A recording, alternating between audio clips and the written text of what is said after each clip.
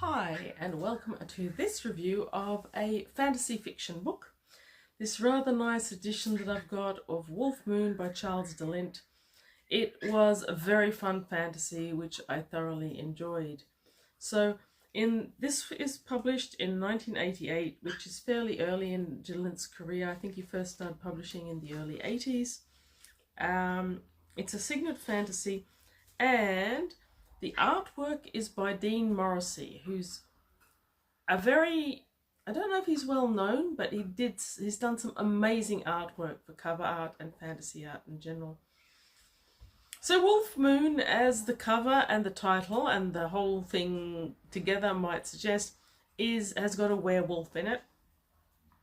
It has got a kind of generic fantasy, which I'm going to say is kind of combined with folklore fantasy, if you can put it that way, or folklore fiction.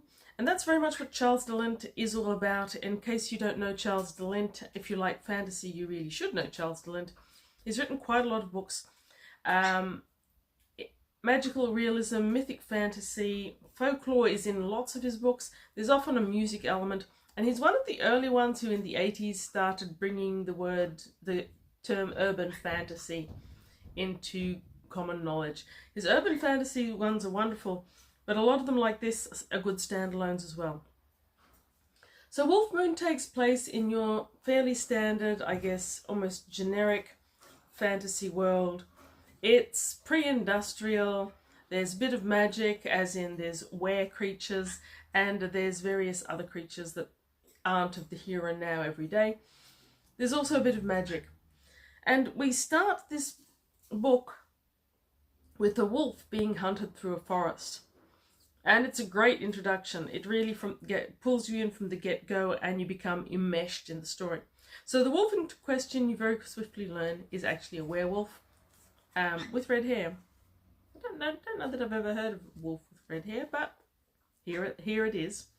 His name is Kern, and Kern, I can't remember his second name. His second name sounds very much like an invented one, which it probably was, because Kern developed into a werewolf spontaneously in his teens, and in de Lint's mythical world, much like in early human societies, a werewolf was seen as a creature of evil, scary, monster, all that sort of thing. And he was run out of town by his parents. He's been wandering his world ever since. The world is painted with a light brush, but it seems to be an extensive place. It feels like a genuine location, and I wouldn't be surprised if some of other Charles de Lint fantasy standalones are in it. So Kern is being chased, not by people, but by a strange creature that doesn't exist in his world or in ours. It's called a Farah, F-E-R-A-G-H. Now, de Lint is known to grab folklore and fantasy and mythic elements from a whole heap of different cultures. I couldn't find whether a Farah, Farg, whatever you couldn't pronounce it, actually comes from a particular mythology, or if it was just invented for the purpose. In any case, it isn't real to this world. It's being summoned by a harpist, who's obviously a magician as well. By playing his harp, he brings this creature from the other world into this world and uses him as a weapon against Kern, who's just trying to escape him. The other thing that this harpist can do with his music is he can leech the power from the body, make you confused, and so all of Kern's attempts to escape are made difficult by the fact that his muscles are leadened and his coordination is reduced. His repeated attempts to turn and defend himself, he's unable to do them because he has to get past the Farah to get to the musician, but the musician is protected by the Farah, and he is in any case weak. As a final act of defiance, rather than allowing the magician and its pet creature to kill him, he throws himself off a cliff into a river. At the other end of the river, again by slight assistance of a couple of magical creatures, he ends up in an inn being taken care of by the people of the inn. And while he's there, he falls in love with the lady of the inn and becomes friends with everyone there. But at the whole time that he's experiencing this, he has doubts, because at other times in the past he's had made friends, even been in love once or twice, started becoming embedded in the community. But as soon as they found out what he was, they turned on him, and there's no real way for him to hide what he is in the long term.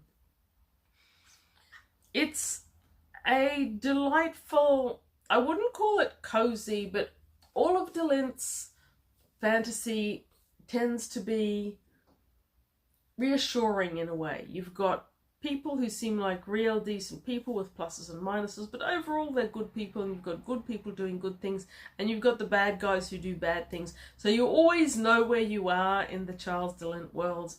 And it might not be the thing that you always feel like reading. There's no true darkness in the soul of the world, though it's pretty dark magician he's created here.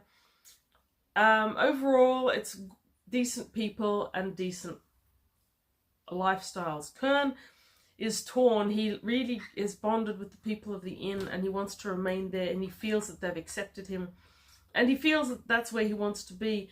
But the harper turns up in the valley just as he's starting to settle in place and envisage maybe a future for him at the inn with Aisley, who he's fallen in love with. Part of what embeds him in the life of the inn is when he saves Aisley's uncle, who is the co-owner of the inn, the Yellow Tinker, at which he finds himself.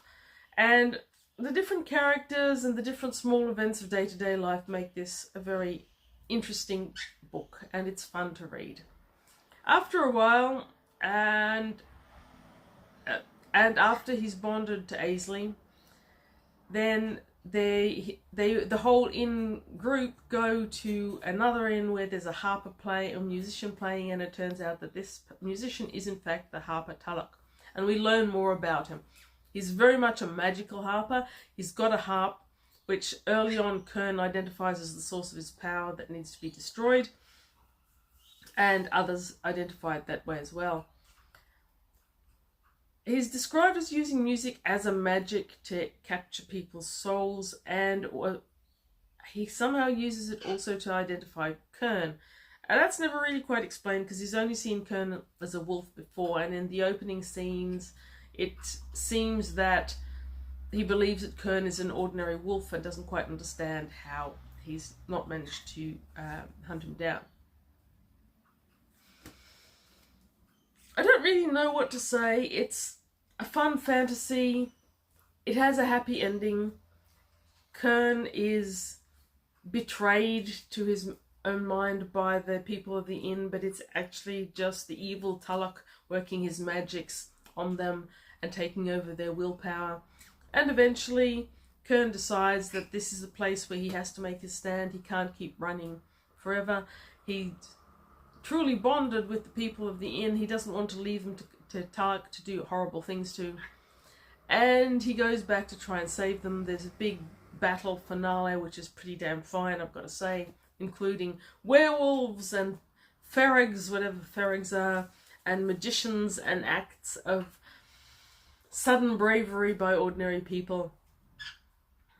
It's a fun book. There isn't really a lot more I can say about it. It's beautifully written, as everything that Charles de Lint has written that I've read was lovely.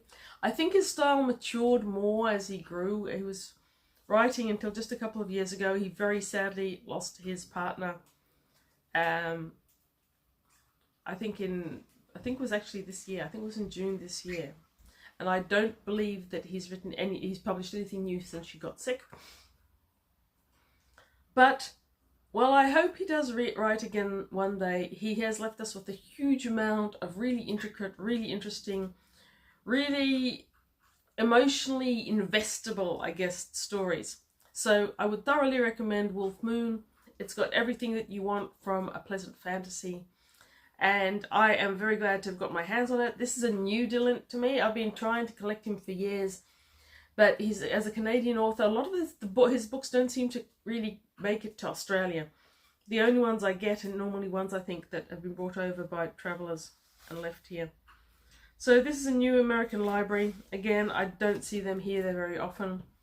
Beautiful artwork, great book. Thanks for listening to this review of an enjoyable folklore fantasy, I will call it, from one of my long-term favourite authors in the genre. Thanks for listening. Read good books, like, comment, subscribe, all that sort of stuff. I actually know very few people who've ever read Charles de Lint, so if you have, tell me all about it. Which is your favourite de Lint? Which is your least favourite de Lint? Which do you think I should read if I go back to rereading my de Lints? And have a great day.